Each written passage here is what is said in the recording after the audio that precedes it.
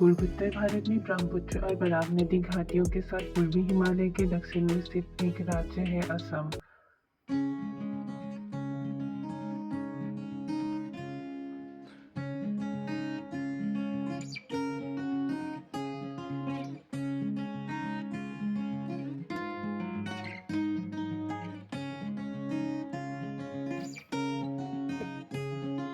असमिया राज्य की आधिकारिक और सबसे अधिक बोली जाने वाली भाषा है, जो लगभग 49% लोग बोलते हैं।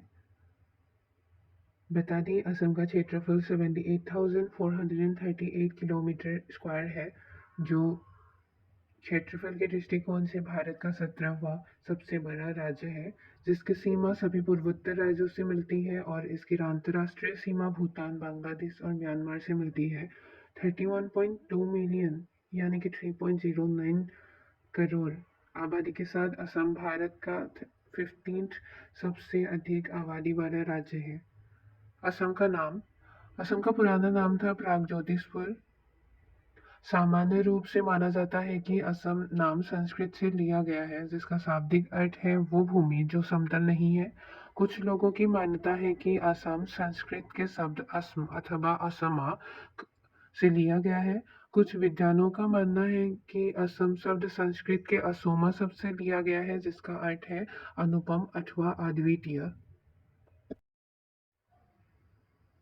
अभी बात करते हैं असम के कैपिटल यानी कि राजधानी के बारे में, जो कि है दिसपुर।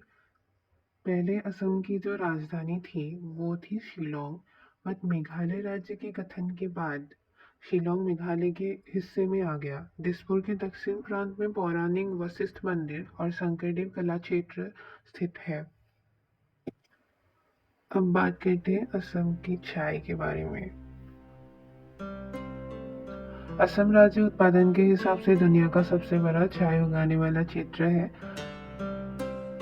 यहाँ मानसून की अवधि में भारी बारिश होती है और तापमान 36 डिग्री सेल्सियस तक बढ़ जाता है, और जो अनूठे स्वादिष्ट स्वाद वाले चाय में योगदान देती है, एक ऐसी विशेषता जिसके लिए यह चाय प्रसिद्ध है।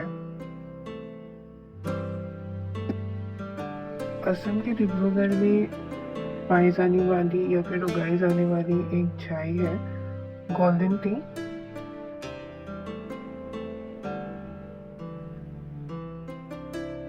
जिसको मनोहरी गोल्ड टी के नाम से भी जाना जाता है, और पिछले 4 वर्षों में इसकी सबसे अधिक नीलामी हुई है।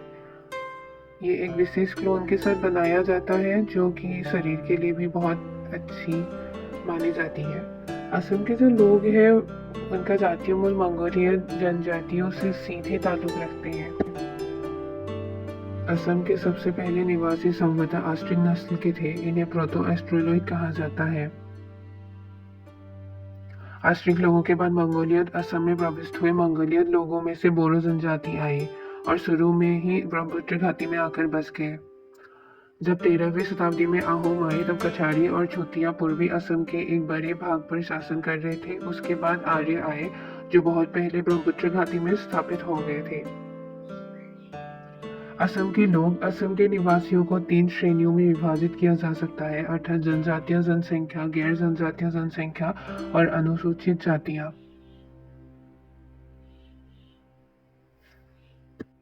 जनजातीय लोगों में विभिन्न जातीय सांस्कृतिक समूहों जैसे कछारी, बोरो, मीरी, देओरी आदि शामिल हैं। गैर जनजातीय समूहों में अहोम, कायस्थ, कलिता, मौर्यन, मुत्तक, चुतिया आदि शामिल हैं। अनुसूचित जातियों में बसपोर, बनिया, धोबी, हीरा, कैवट और नामशूद्र आदि शामिल हैं। एक अन्य समूह बगालिया के नाम से जाना जाता है, जिन्हें ब्रिटिश रोजगार अवधि के दौरान ब्रिटिश चाय उत्पादकों द्वारा बंगाल, बिहार, ओडिशा और मध्य प्रदेश से लाया गया था। असम में आर्यन, द्रविड़, ऑस्ट्रिक और मंगोलियन नस्लों की विभिन्न संस्कृतियों का मिश्रण संयुक्त संस्कृति के रूप में देखा जा सकता है। असम में धार्मिक प्रणालियों में उदारवाद धीरे धीरे विकसित हुआ है। यहाँ के देशी समूह में आत्मवाद, तंत्रवाद, ब्राह्मणवाद और वैष्णव मत देखने को मिलता है। असम के लोग श्रीमंत शंकरदेव द्वारा स्थापित किए गए नव वैष्णव धर्म के आने तक रिवाजों के तांत्रिक स्वरूपों को मानते थे। वर्तमान हिंदू धर्म पद्धति बाहरी लोगों के यहाँ आकर बसने के साथ शुरू हुई है। 13वीं शताब्दी में मुस्लिम यहाँ आना शुरू हुए और उन्होंने असम में मस्जिद बनाई। अंग्रेजों के शासन के समय से इस राज्य में ईसाई धर्म पनपना शुरू हुआ और यह शीघ्र ही पूर्वी धर्मों के सभी हिस्सों में फैल गया। असम के सामाजिक स्थिरीकरण में जाति प्रणाली कभी भी मजबूत जड़ें नहीं बना पाई। हिंदूवाद का प्राचीन स्वरूप तब शुरू हुआ जब आर्य असम में आए।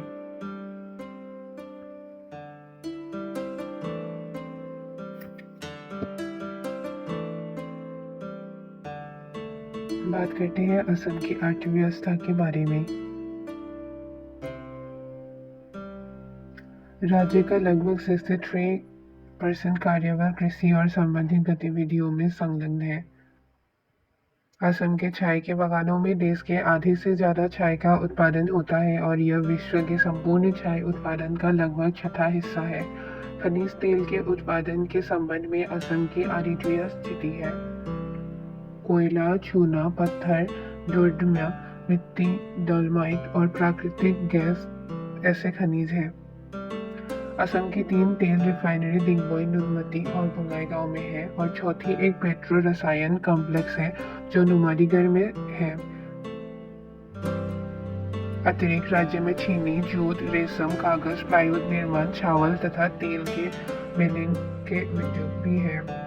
कामरूप जिले के नाथकुची गांव में एक पॉलिएस्टर कताई मिल भी स्थापित की गई है। यहाँ के प्रमुख विद्युत स्टेशन है चंद्रपुर ताप विद्युत परियोजना, नामरूप ताप विद्युत परियोजना, कार्बी जल विद्युत परियोजना, लकवा ताप विद्युत केंद्र।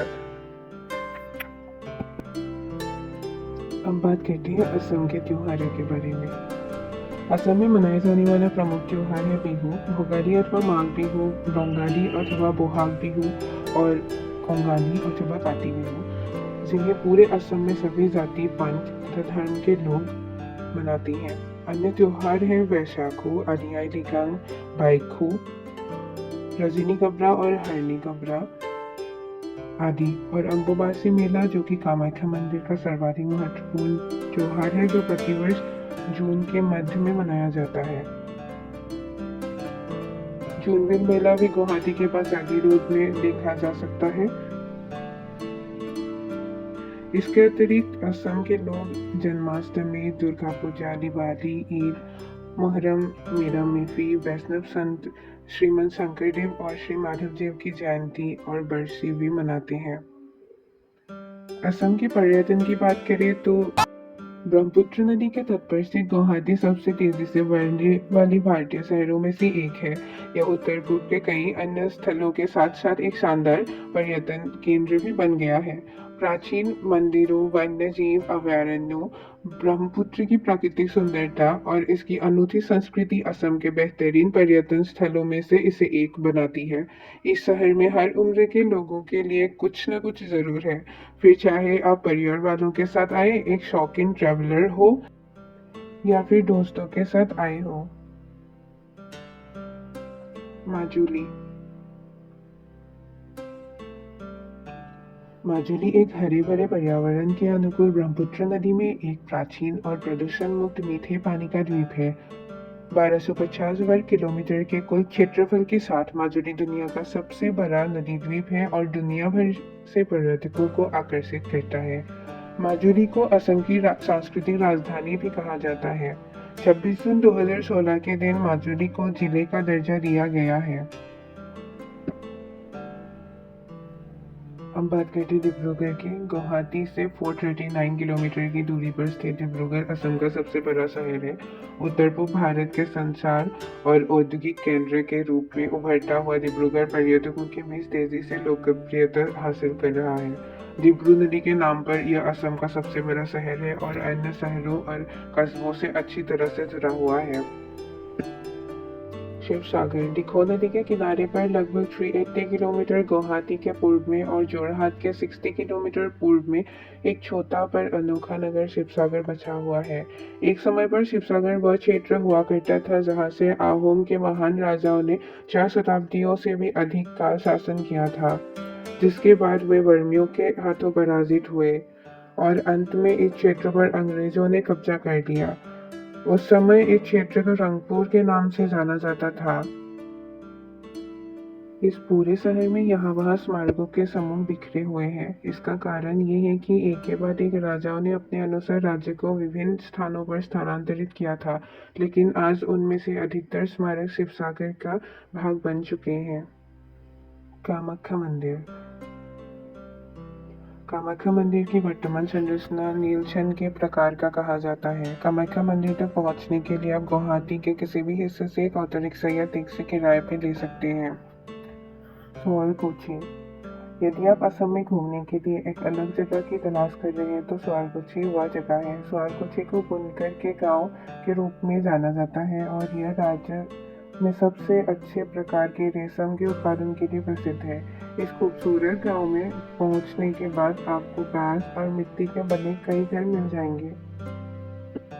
एरी और एंडी के कपड़े के साथ मुगा रेशम और पेट रेशम की प्रसिद्ध गुणवत्ता की पूरे असम के साथ साथ भारत के अन्य हिस्सों में भी बहुत मांग है।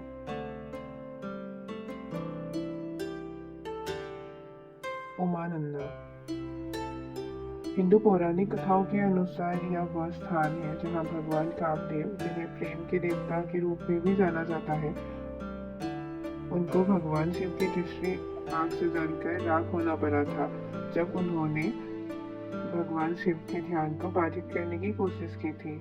यह द्वीप एक बहुत ही अनोखी और लुप्तप्राय प्रजाति गोल्डन लंगूर का भी घर है। भारत माता की समृद्ध जैव विविधता को जानने के लिए अजूबों की भूमि असम सबसे अच्छी जगह है। असम में कई ऐसे पर्यटन स्थल हैं जो असम को सामान्य पर्यटक आकर्षण से कहीं अधिक बनाते हैं। प्रकृति के साथ रहने वाली जगह हमेशा खूबसूरत दिखेगी और इस मामले में असम कोई अपवाद नहीं है। यह एक ऐसी जगह है जिसे अपने जीवन काल में कम से कम एक बार तो देखना ही चाहिए। आज के लिए बस इतना ही। Thanks for watching.